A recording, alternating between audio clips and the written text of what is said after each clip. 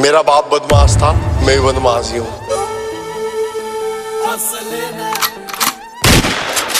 जब 16 साल का था खलनायक देख ली रे उस दिन तक गाड़ी में बत्ती भोर टेक ली।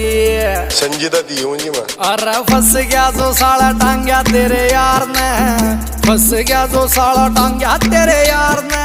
अरे जित वीर सवार पर करसा रजिस असले न राखस लखों का दुनिया उस असले का यार विकी चिडार।